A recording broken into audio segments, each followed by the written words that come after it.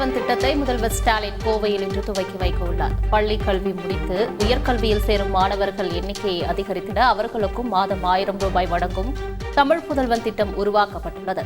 ஏறத்தாழ 3,28,000 கல்லூரி மாணவர்கள் மாதந்தோறும் பயனடைவார்கள். இந்த திட்டத்திற்காக தமிழக அரசு 360 கோடி ரூபாயை இந்த ஆண்டிற்கு அனுமதித்துள்ளது. தமிழ் புதல்வன் திட்டத்தின் தொடக்க விழாவை அனைத்து பள்ளிகளிலும் ஒளிபரப்பு செய்ய அறிவுறுத்தப்பட்டுள்ளது. அரசு பள்ளிகளில் 6 முதல் 12ஆம் வகுப்பு வரை படித்து உயர்கல்வியில் சேரும் மாணவர்களுக்கு மாதந்தோறும் 1000 ரூபாய் வழங்கும் வகையில் தமிழ் புதல்வன் திட்டம் செயல்படுத்தப்பட உள்ளது. இதனை கோவையில் இன்று முதலமைச்சர் ஸ்டாலின் தொடங்கி வைக்கும் நிலையில் இந்த நிகழ்ச்சியை அனைத்து பள்ளிகளிலும் ஒளிபரப்பு செய்ய பள்ளிக்கல்வி இயக்குநர் கண்ணப்பன் அறிவுறுத்தியுள்ளார். நாடாளுமன்ற மக்களவையில் வக்பு வாரிய சட்ட திருத்த மசோதாவை மத்திய அமைச்சர் கிரண் ரிஜிஜு தாக்கல் செய்தார். இந்த மசோதாவிற்கு இந்தியா கூட்டணி கட்சிகள் எதிர்ப்பு தெரிவித்துள்ளனர். காங்கிரஸ் சார்பில் பேசிய KC வேணுகோபால் வக்பு சட்ட திருத்தம் அரசியலமைப்பு மீதான தாக்குதல் என குற்றம் சாட்டினார். அதனைத் தொடர்ந்து பேசிய கனிமொழி மத சிறுபான்மை, அரசியலமைப்பு, சமூக நீதி உள்ளிட்டவற்றிற்கு எதிராக மத்திய அரசு செயல்படுவதாக விமர்சித்தார். வக்பு சட்டத்தில் மத்திய அரசு கொண்டு வந்துள்ள திருத்தங்கள் இஸ்லாமியர்களின் உரிமைகளை பறிக்கும் வகையில் உள்ளதாக முன்னாள் முதலமைச்சர் எடப்பாடி பழனிசாமி தெரிவித்துள்ளார். மக்களவையில் வக்பு வாரிய திருத்த சட்ட மசோதா குறித்தான விவாதத்தில் எதிர்க்கட்சிகள் கேள்விகளுக்கு மத்திய அமைச்சர் கிரண் ரிஜிஜு பதிலளித்து பேசினார். மசோதா மூலம் எந்த மத அமைப்பின் சுதந்திரத்திலும் தலையிட முடியாது, யாருடைய உரிமையையும் பறிக்காது என்று கிரண் ரிஜிஜு திருச்செந்துறை கிராமத்தில் உள்ள மொத்த நிலங்களும் வக்பு வாரியத்திற்கு சொந்தமானவை என பதிவாளர் தெரிவித்திருப்பதாக கூறினார். திருச்செந்துறை கிராமம் குறித்து மத்திய அமைச்சர் தவறான தகவலை கூறியுள்ளதாக தமிழ்நாடு வக்பு வாரிய தலைவர் அப்துல் ரஹ்மான் சாடியுள்ளார். 1000 ஆண்டு பழமையான கோவிலை எப்படி உரிமை கொண்டாட முடியும் என கேள்வி எழுப்பிய அவர் வக்பு வாரிய சட்ட திருத்தம் அறிமுகம் செய்வதில் ஏதோ சதி உள்ளது என குற்றம் சாட்டினார். வயநாட்டில் ஏற்பட்ட நிலச்சரிவை தேசிய பேரிடராகவும் தீவிர பேரிடராகவும் அறிவிக்க வேண்டும் என மத்திய அரசுக்கு கேரள முதல்வர் பினராயி விஜயன் கோரிக்கை விடுத்துள்ளார். மக்களின் மறுவாழ்வு உறுதி செய்யப்பட வேண்டும் எனவும் தற்காலிக மறுவாழ்வுக்காக 91 அரசு குடியிருப்புகள் அமைக்கப்பட்டுள்ளது எனவும் அவர் கூறினார். மேலும் மீட்பு பணி தொடரும் என்றும் அவர் தெரிவித்தார். வயநாடு நிலச்சரிவுக்கு சட்டவிரோத குடியேற்றம் தான் காரணம் என்ற கருத்தை திரும்பப் பெற வேண்டும் என மத்திய அமைச்சர் பூபேந்திர யாதவை கேரள வனத்துறை அமைச்சர் சசீந்திரன் வலியுறுத்தியுள்ளார். இதுகுறித்து அவர் எழுதியுள்ள கடிதத்தில் பேரிடரால் பாதிக்கப்பட்ட மக்களை சட்டவிரோதமாக குடியேறியவர்கள் போன்று சித்தரிப்பது கண்டிக்கத்தக்கது என சாடியுள்ளார். மத்திய அமைச்சரின் நிலைப்பாட்டை மறுபரிசீலனை செய்து பேரிடர்களை சமாளிக்க ஆக்கப்பூர்வமான ஒத்துழைப்பு அளிக்குமாறு கேட்டுக் கொண்டார். வயநாடு மக்களுக்கு ஆதரவாக குரல் எழுப்பிய தமிழக அரசு பள்ளி மாணவர்களுக்கு கேரள அமைச்சர் நெகிழ்ச்சியுடன் நன்றி தெரிவித்துள்ளார். வயநாடு நிலச்சரிவில் பாதிக்கப்பட்ட மக்களுக்காக துணை நிற்போம் உள்ளிட்ட வாசகங்களை ஏந்தியபடி தமிழக அரசு பள்ளி மாணவர்கள் குரல் எழுப்பும் வீடியோவை கேரள அமைச்சர் முகமது ரியாஸ் ஃபேஸ்புக் பக்கத்தில் பகிர்ந்துள்ளார். கேரள மக்களுக்காக உலக மக்கள் துணை நிற்பதாக அவர் நெகிழ்ந்துள்ளார். மைசூரு நகர வளர்ச்சி ஆணைய ஊழல் விவகாரத்தில் சித்தராமையாவுக்கு எதிராக பெங்களூருவில் உள்ள மக்கள் பிரதிநிதி நீதிமன்றத்தில் சமூக ஆர்வலர் ஸ்னேமயி கிருஷ்ண வழக்கு தொடர்ந்துள்ளார். வழக்கை நீதிமன்றம் இன்று விசாரிக்கிறது. கர்நாடக முதல்வர் சித்தராமையா தனது அதிகாரத்தை தவறாக பயன்படுத்தி மைசூரில் போலி ஆவணங்கள் மூலம் சட்டவிரோதமாக நிலம் வாங்கியதுடன் 14 இடங்களுக்கு இழப்பீடு பெற்றுள்ளார் என்றும் ஸ்னேமயி கிருஷ்ணா குற்றம் சாட்டியுள்ளார். ஒரே நாளில் 56 அதிகாரிகளை இடமாற்றம் செய்து தமிழக உள்துறை அதிரடி உத்தரவை பிறப்பித்துள்ளது. பிற்பகலில் 24 போலீஸ் எஸ்பிக்களை இடமாற்றம் செய்து உத்தரவிடப்பட்ட நிலையில் நேற்று மாலை எஸ்பி அந்தஸ்தில் உள்ள 32 அதிகாரிகளை இடமாற்றம் செய்து உள்துறை உத்தரவிட்டுள்ளது. குறிப்பாக கள்ளக்குறிச்சி கள்ளச்சாராய மரண சர்ச்சையில் காத்திருப்போர் பட்டியலில் வைக்கப்பட்ட செந்தில்குமார் தாம்பரம் காவல் ஆணையரக தலைமையக பிரிவு துணை ஆணையராக பணியிடம் ஒதுக்கப்பட்டுள்ளது. மல்யுத்த வீராங்கனை வினேஷ் போகத் விவகாரத்தில் பிரதமர் மோடி குறித்து சர்ச்சைக்குரிய வகையில் கருத்து படம் வெளியிட்ட திமுக அமைப்பு செயலாளர் RS பாரதியின் மகன் சாய் லட்சுமிகாந்த் மீது பாஜக மாநில செயலாளர் அஸ்வத்தாமான் காவல்துறையில் புகார் அளித்துள்ளார். பாரிஸ் ஒலிம்பிக்கில் பங்கேற்ற இந்திய மல்யுத்த வீராங்கனை வினேஷ் போகத் தகுதி நீக்கம் செய்யப்பட்டார். இந்த விவகாரத்தை குறிப்பிட்டு பிரதமர் மோடி மீது அவதூறு பரப்பும் வகையில் RS பாரதியின் மகன் சாய் லட்சுமிகாந்த் பாரதி எக்ஸ் தளத்தில் கருத்து படம் வெளியிட்டுள்ளார். இதற்காக அவர் மீது பாஜக மாநில செயலாளர் அஸ்வத்தாமான் சென்னை மத்திய குற்றப்பிரிவில் புகார் அளித்துள்ளார். தமிழகத்தில் அருந்ததியர் சமூகத்திற்கு உள் இடஒதுக்கீடு கொடுத்ததால் பட்டியலின தேவேந்திர குல வேளாளர் சமூகத்தினர் பாதிக்கப்பட்டுள்ளதாக புதிய தமிழகம் கட்சியின் தலைவர் டாக்டர் கிருஷ்ணசாமி கூறியுள்ளார். தூத்துக்குடி மாவட்டம் கோவில்பட்டியில் செய்தியாளர்களிடம் பேசிய அவர் 15 மாவட்டங்களில் தேவேந்திர குல வேளாளர் பாதிக்கப்பட்டுள்ளதாகவும் உள் ஒதுக்கீடு குறித்த உண்மைத்தன்மையை ஆராயாமல் கட்சிகள் ஆதரவளிப்பதாகவும் கூறினார். தமிழகத்தில் இம்மாத இறுதிக்குள் நியாய விலை கடைகளில் துவரம்பருப்பு பாமாயில் பிரச்சினை பற்றாக்குறை போக்கப்படும் என கூட்டுறவுத்துறை செயலாளர் ராதாகிருஷ்ணன் தெரிவித்துள்ளார். ஈரோட்டில் செய்தியாளர்களிடம் பேசிய அவர் 10 நாட்களில் துவரம்பருப்பு பற்றாக்குறைக்கு தீர்வு காணப்படும் என உறுதியளித்தார்.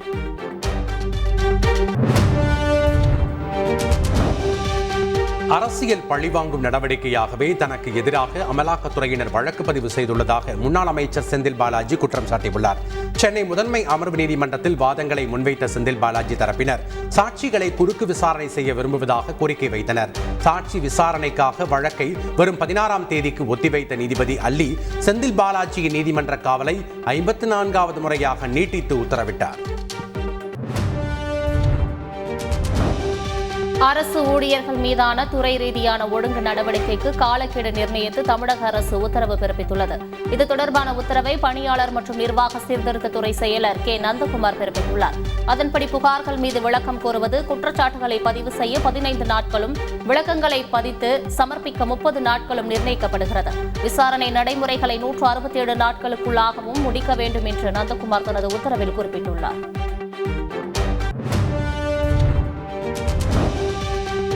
தமிழகத்தின் பல்வேறு மாவட்டங்களில் மிதமானது முதல் கனமழை வெளுத்து வாங்கியது. தஞ்சாவூர் மாவட்டம் திருவிடைமருதூர், தேப்பெருமாநல்லூர், திருப்புவனம் உள்ளிட்ட சுற்றுவட்டார பகுதிகளில் பலத்த காற்றுடன் மழை பெய்தது. விருதுநகர் மாவட்டம் திருச்சுழி, நரிக்குடி சுற்றுவட்டாரம், ஈரோடு மாவட்டம் பவானி, மயிலம்பாடி, அம்மாப்பேட்டை, ஆப்பக்கூடல் உள்ளிட்ட இடங்கள், சேலம் மாவட்டம் சங்ககிரி மற்றும் அதன் சுற்றுவட்டாரங்களில் பலத்த மழை பெய்தது. கும்பகோணம் சுற்றுவட்டார பகுதிகளில் நேற்றிரவு 1 மணி நேரத்திற்கும் மேலாக பரவலாக கனமழை பெய்தது. இதனால் தாழ்வான பகுதிகளிலும் சாலைகளிலும் மழைநீர் தேங்கியதால் போக்குவரத்து பாதிப்பு ஏற்பட்டது.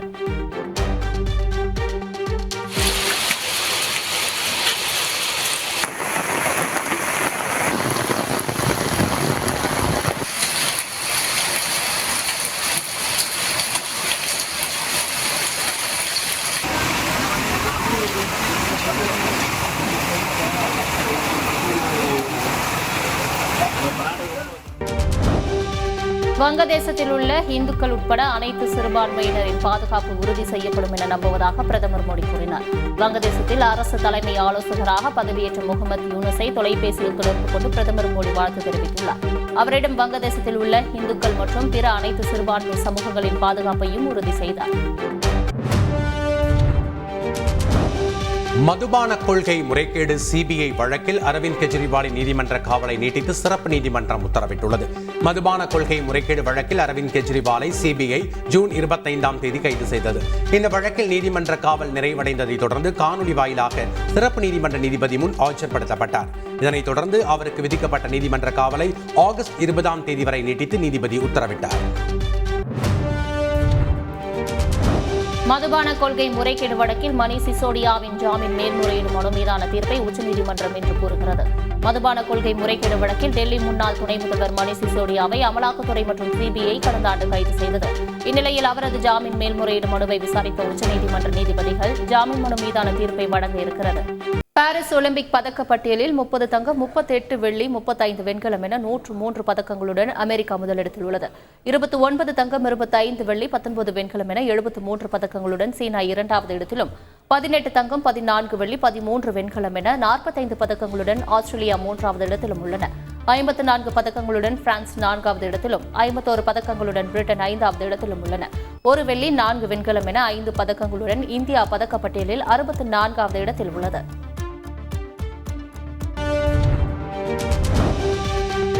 பருவநிலை நீதியிலும் இந்தியாவிற்கே தமிழ்நாடு வழிகாட்டியாக திகழ்வதாக அமைச்சர் சிவசங்கர் பெருமிதம் தெரிவித்துள்ளார்.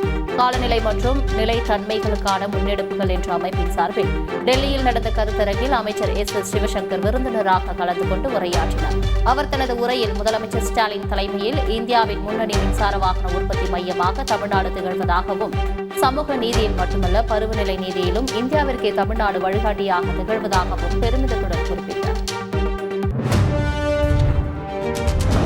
பாம்பன் பகுதியைச் சேர்ந்த 32 மீனவர்களை இலங்கை கடற்படையினர் கைது செய்தனர். பாம்பன் துறைமுகத்திலிருந்து மீன்பிடிப்பதற்கான அனுமதிச் சீட்டு பெற்று 100க்கும் மேற்பட்ட மீனவர்கள் கடலுக்கு மீன்பிடிக்கச் சென்றனர். அப்போது புத்தாளம் பகுதி அருகே மீன்பிடித்துக் கொண்டிருந்த 32 மீனவர்களை கைது செய்த இலங்கை கடற்படையினர் 4 நாட்டு படகுகளையும் பறிமுதல் செய்தனர். இலங்கை கடற்படையால் கைது செய்யப்பட்ட மீனவர்கள் மற்றும் படகுகளை விடுவிக்க கோரி ஜந்தர் மந்தரில் காங்கிரஸ் ஆர்ப்பாட்டம் நடத்தியது. தொடர்ந்து செல்வ பெருந்தகை தலைமையில் காங்கிரஸ் எம்பிக்கள், மீனவ பிரதிநிதிகள் நாடாளுமன்ற வளாகத்தில் எதிர்க்கட்சித் தலைவர் ராகுல் காந்தியை சந்தித்தனர். அவர்கள் குறைகளை கேட்ட ராகுல் காந்தி தமிழக மீனவர்கள் பிரச்சினைக்காக நாடாளுமன்றத்தில் குரல் எழுப்புவேன் என உறுதியளித்துள்ளார். சென்னை காவல் ஆணையர் அலுவலகம் முன்பு பாஜக பிரமுகர் தீக்குளிக்க முயன்ற சம்பவம் பரபரப்பை ஏற்படுத்தியது. பாஜகவின் பட்டியலின பிரிவு மாநில செயலாளராக இருப்பவர் பரந்தாமன். இவருக்கு சொந்தமான இடத்தை கோமதி என்பவர் போலி ஆவணங்கள் மூலம் அபகரித்ததாகவும், இது தொடர்பாக போலீசார் மூலம் தன்னை மிரட்டுவதாகவும் பரந்தாமன் குற்றம் சாட்டியுள்ளார். இதுகுறித்து புகார் அளித்தும் உரிய நடவடிக்கை எடுக்கவில்லை என கூறி அவர் தற்கொலைக்கு முயன்றதாக தெரிவித்துள்ளார். இது தொடர்பாக போலீசார் விசாரணை மேற்கொண்டு வருகின்றனர். தமிழக வெற்றிக் கழகத்தின் முதல் அரசியல் மாநாட்டை விக்கிரவாண்டியில் நடத்த நடிகர் விஜய் திட்டமிட்டுள்ளதாக தகவல் வெளியாகியுள்ளது. தமிழக வெற்றிக் கழகத்தின் முதல் அரசியல் மாநாட்டை நடத்த திருச்சி, சேலம் மற்றும் ஈரோடு ஆகிய பகுதிகள் பரிசீலிக்கப்பட்டு வந்தன. இந்நிலையில் விக்கிரவாண்டியில் முதல் மாநாட்டை நடத்த விஜய் திட்டமிட்டுள்ளதாகவும், செப்டம்பர் மாதம் மாநாடு நடக்க உள்ளதாகவும் தகவல் வெளியாகியுள்ளது.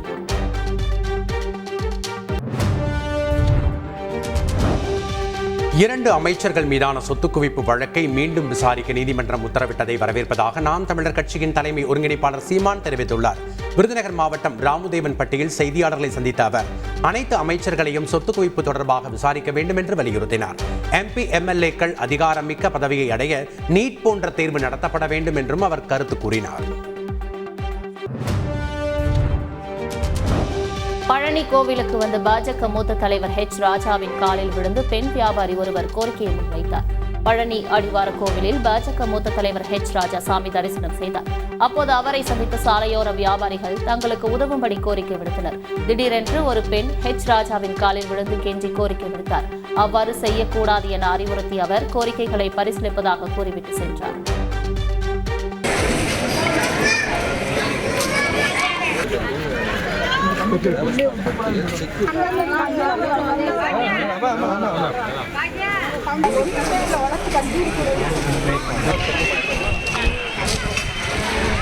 பேசுவாருமா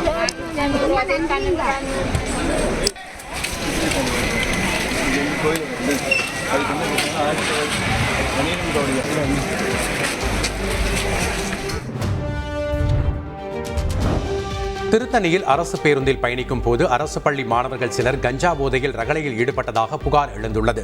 பள்ளி முடிந்து வரும் மாணவர்கள் கஞ்சா மற்றும் மது போதையில் படிக்கட்டுகளில் தொங்கியபடி ரகளையில் ஈடுபடுவதாகவும், இதனை தட்டி கேட்கும் பெண் பயணிகளை தகாத வார்த்தைகளில் திட்டுவதாகவும் புகார் எழுந்துள்ளது.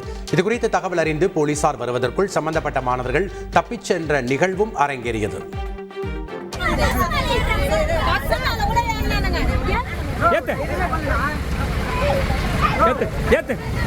அவனை யாருன்னு கேட்டு மொத்தமே சொல்லுங்க டிரைவர் சொல்லு சொல்லியா ஓ சொல்லு சொல்லு மொத்த பேர் ஏத்து அவனுங்க என்ன வார்த்தைன்னு பாரு. அவனுங்களுக்கு பேசிக்கிட்டு அவனுங்க படிக்கிறானுங்களா என்ன அவனுங்களா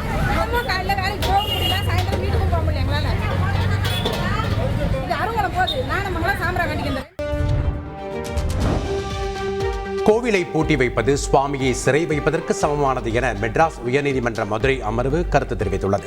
மதுரை மாவட்டம் உத்தப்புரத்தில் இரு சமுதாயத்தினருக்கு இடையிலான பிரச்சனையால் மூடப்பட்ட கோயிலை மீண்டும் திறக்க கோரி வழக்கு தொடரப்பட்டது. இதனை விசாரித்த நீதிபதி GR சுவாமிநாதன் கோவிலை திறந்து வழக்கம் போல் பூஜைகள் நடத்த அனுமதி வழங்கி உத்தரவிட்டதோடு சட்டம் ஒழுங்கு பிரச்சனையை காரணம் காட்டி எந்த கோவிலையும் பூட்டக்கூடாது என்றும் கூறினார். பெண் காவலர்களை அவதூறாக பேசியதற்காக சவுக்கு சங்கருக்கு எதிராக கோவை உள்ளிட்ட 17 காவல் நிலையங்களில் வழக்குகள் பதிவு செய்யப்பட்டன. இந்த 17 வழக்குகளையும் ஒன்றாக சேர்த்து விசாரிக்க உத்தரவிடக் கோரி சவுக்கு சங்கர் தரப்பில் சென்னை உயர்நீதிமன்றத்தில் மனு தாக்கல் செய்யப்பட்டுள்ளது. இந்த மனுவை விசாரித்த நீதிபதி ஜெயச்சந்திரன் அனைத்து வழக்குகளும் ஒரே சம்பவத்துக்காக பதியப்பட்டதா என விளக்கமளிக்க காவல்துறைக்கு 3 வாரங்கள் அவகாசம் வழங்கியுள்ளது. சென்னையில் மெட்ரோ ரயில் பணிகளால் மழைநீர் வழித்தடங்களில் அடைப்பு ஏற்பட்டு வெள்ளம் ஏற்படுவதை தவிர்க்க ஐஐடி பேராசிரியர் உள்ளிட்ட 5 பேர் கொண்ட வல்லுநர் குழு அமைக்கப்பட்டுள்ளது. சென்னையில் மாதவரம் சிறுசேரி, மாதவரம் சோழிங்கநல்லூர், கலங்கரை விளக்கம், பூந்தமல்லி ஆகிய 3 வழித்தடங்களில் மெட்ரோ ரயில் பணிகள் நடைபெற்று வருகின்றன. இப்பணிகளால் மழைநீர் வடிகால் கட்டமைப்புகள் துண்டிக்கப்பட்டு பல இடங்களில் மழைநீர் தேங்கும் நிலை ஏற்பட்டுள்ளது குறிப்பிடத்தக்கது. யுபிஎஸ்சி தேர்வில் மோசடியில் ஈடுபட்டு ஐஏஎஸ் தேர்ச்சி ரத்து செய்யப்பட்ட பூஜா கேட்கரின் முன்ஜாமீன் மனுவை டெல்லி உயர்நீதிமன்றம் இன்று விசாரிக்கிறது. ஓபிசி மற்றும் மாற்றுத்திறனாளிகளுக்கான இடஒதுக்கீட்டை தவறாக பயன்படுத்தி பணியில் சேர்ந்ததாக பூஜா கேட்கர் மீது குற்றச்சாட்டு எழுந்தது. இந்த வழக்கில் பூஜா கேட்கரின் முன்ஜாமீன் மனு தள்ளுபடி செய்யப்பட்ட நிலையில் அவர் தாக்கல் செய்த மேல்முறையீடு மனுவை டெல்லி உயர்நீதிமன்றம் நீதிபதி சுப்பிரமணிய பிரசாத் இன்று விசாரிக்கிறார். குழந்தைகளை பள்ளிக்கு அழைத்துச் செல்லும் பெற்றோர் போக்குவரத்து விதிகளை முறையாக பின்பற்றுவதில்லை என்று சென்னை போக்குவரத்து காவல்துறை தெரிவித்துள்ளது. சென்னையில் விபத்தில்லா போக்குவரத்தை உறுதிப்படுத்த காவல்துறை பல்வேறு வழிகளில் விழிப்புணர்வை ஏற்படுத்தி வருகிறது. இதுகுறித்து அறிக்கை வெளியிட்டுள்ள போக்குவரத்து காவல்துறை, பள்ளிக்கு குழந்தைகளை அழைத்துச் செல்லும் பெற்றோர் போக்குவரத்து விதிகளை முறையாக பின்பற்றுவதில்லை என்று தெரிவித்துள்ளது. கீழடுக்கு சுழற்சி காரணமாக தமிழகத்தின் பல்வேறு பகுதிகளில் இரவு நேரத்தில் கனமழை பெய்தது. விழுப்புரம் மாவட்டம் வானூர் மற்றும் சுற்றுவட்டார பகுதிகளில் இடிமின்னலுடன் கனமழை பெய்தது. கள்ளக்குறிச்சி மாவட்டம் சின்னசேலம், கச்சிராபாளையம், தியாகதுருகம் உள்ளிட்ட பகுதிகளில் கனமழை வெளுத்து வாங்கியது. கடலூர் மாவட்டம் காட்டுமன்னார் கோவில் மற்றும் அரியலூர் மாவட்டத்தின் பெரும்பாலான பகுதிகளில் கனமழை பெய்தது. காரைக்காலில் காவிரி நீர் திறக்கப்பட்ட அடுத்த நாளே வீணாக கடலில் கலப்பதாக விவசாயிகள் கவலை தெரிவித்துள்ளனர். கடந்த 31ஆம் தேதி கல்லணையில் திறக்கப்பட்ட நீர் காரைக்கால் மாவட்டம் நல்லம்பல் பகுதிக்கு வந்தடைந்தது. பின்னர் பாசனத்திற்காக நீர் திறந்துவிடப்பட்ட நிலையில் புதுச்சேரி அரசு முன்னேற்பாடுகள் செய்யாததால் நீர் வீணாக கடலில் கலப்பதாக விவசாயி குற்றம் சாட்டினார்.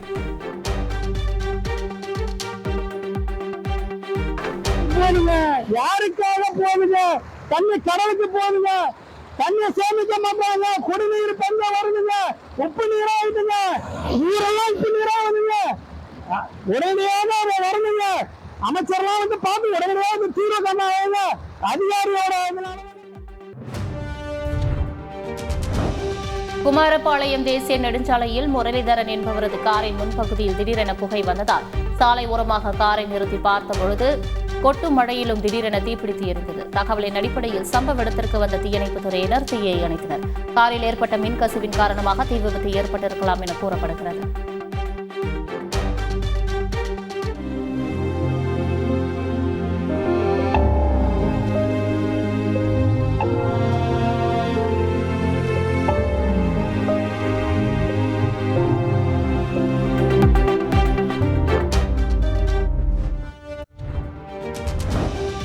விஜய் சேதுபதி குறித்து சர்ச்சை கருத்து தெரிவித்த வழக்கில் இந்து மக்கள் கட்சி தலைவர் அர்ஜுன் சம்பத்திற்கு கோவை குற்றவியல் நீதிமன்றம் 4000 ரூபாய் அபராதம் விதித்து உத்தரவிட்டுள்ளது. கடந்த 2021ஆம் ஆண்டு முத்துராமலிங்க தேவர் குறித்து விஜய் சேதுபதி சர்ச்சையாக பேசியதாகவும் இதனால் அவரை உதைப்பவருக்கு ரொக்க பரிசாக 1001 ரூபாய் வழங்கப்படும் என பேஸ்புக்கில் பதிவிட்டிருந்தார்.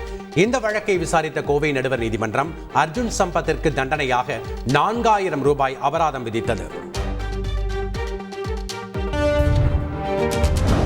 திருப்பத்தூர் நகராட்சிக்குட்பட்ட பகுதிகளில் விளம்பர பதாகைகள் அகற்றப்பட்டதாக எழுந்த குற்றச்சாட்டில் நகர்மன்ற தலைவர் விளக்கம் அளித்துள்ளார்.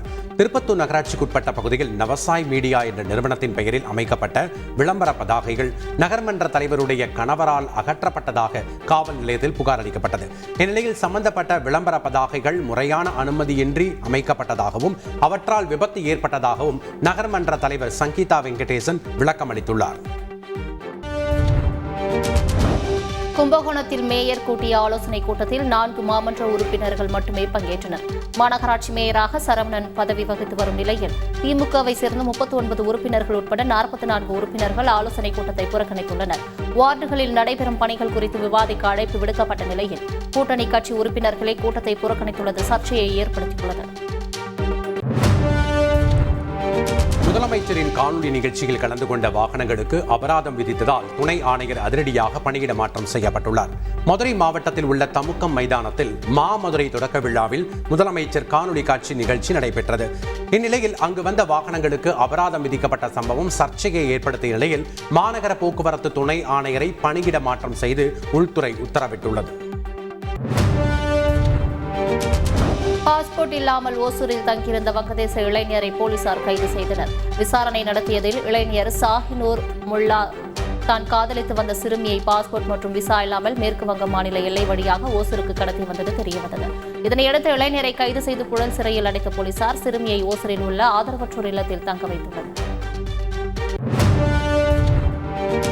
கன்னியாகுமரி மாவட்டம் தக்கலை அருகே ஒழுங்காக படிக்கவில்லை என கூறி சிறுமியை இளம்பெண் சித்திரவதை செய்ததாக புகார் எழுந்துள்ளது.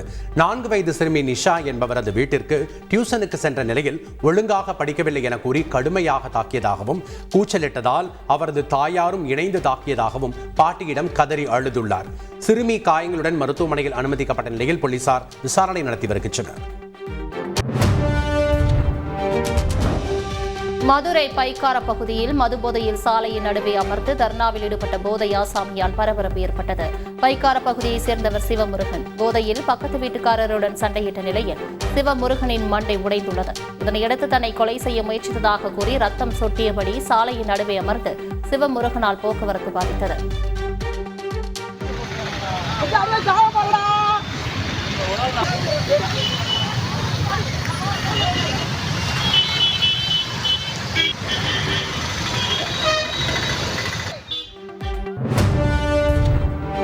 தேனி மாவட்டம் ஆண்டிப்பட்டியில் அரசு பேருந்தில் மாணவிகளை கேலி செய்தவர்களை தட்டி கேட்ட 9ஆம் வகுப்பு மாணவன் மீது தாக்குதல் நடத்தப்பட்ட சம்பவம் அதிர்ச்சியை ஏற்படுத்தியுள்ளது. ரெங்கராம்பட்டி விலக்கு பேருந்து நிறுத்தம் அருகே அவர்கள் அடித்து கீழே தள்ளி தாக்கியுள்ளனர். இதனையடுத்து காயமடைந்த மாணவன் ஆண்டிப்பட்டியில் உள்ள தனியார் மருத்துவமனையில் சிகிச்சை பெற்று வருகிறான். மாணவர் அளித்த புகாரின் பேரில் ஆண்டிப்பட்டி போலீசார் விசாரித்து வருகின்றனர்.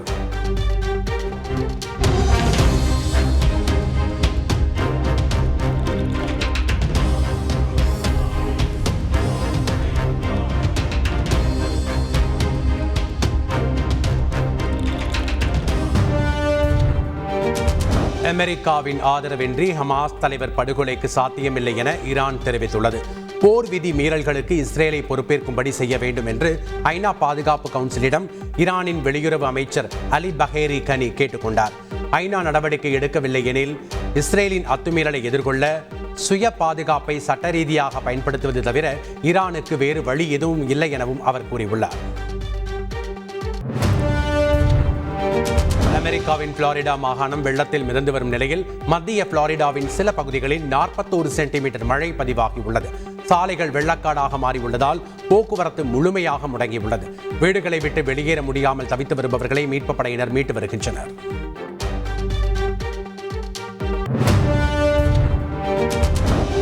திகார் சிறைகளின் கழிவறைகளை ஆய்வு செய்து செப்பனிட டெல்லி அரசுக்கு உயர்நீதிமன்றம் உத்தரவிட்டுள்ளது. திகார் சிறை வளாகங்களில் கழிவறைகளை 4 மாதங்களுக்குள் ஆய்வு செய்து செப்பனிடவும், தூய்மைக்கும் வேலைக்கு ஒப்பந்தம் அடிப்படையில் ஆள் எடுக்கவும், கழிவறைகளை தன் விருப்பத்தில் தூய்மை செய்யும் கைதிகளுக்கு குறைந்தபட்ச ஊதியத்தை உறுதி செய்யவும் டெல்லி அரசுக்கு உத்தரவிடப்பட்டுள்ளது. சென்னை OMR சாலை சோழிங்கநல்லூர் பகுதியில் கடும் போக்குவரத்து நெரிசல் ஏற்பட்டது. பழைய மாமல்லபுரம் சாலை, துரைப்பாக்கம், சோழிங்கநல்லூர், காரப்பாக்கம், செம்மஞ்சேரி உள்ளிட்ட பகுதிகளிலும் போக்குவரத்து நெரிசல் ஏற்பட்டதால் வாகன ஓட்டிகள் அவதிக்குள்ளாகினர். மெட்ரோ ரயில் திட்டப்பணிகள் ஆங்காங்கே நடைபெற்று வரும் நிலையில் அதனை விரைந்து முடிக்க வேண்டும் என பொதுமக்கள் கோரிக்கை விடுத்தனர்.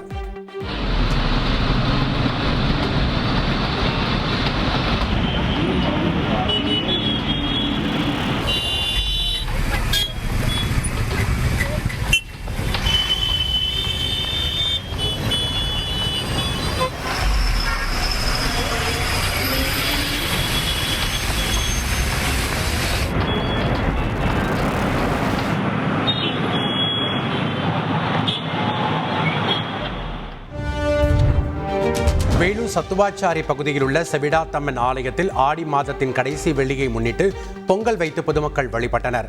அம்மனை ஊர்வலமாக மேளதாளங்கள் மற்றும் பாடல்களுடன் நடனமாடிக்கொண்டு மழையையும் பொருட்படுத்தாமல் பாடல்களுக்கு ஏற்றவாறு ஆண்கள் மற்றும் பெண்கள் என அனைவரும் குத்தாட்டம் போட்டனர்.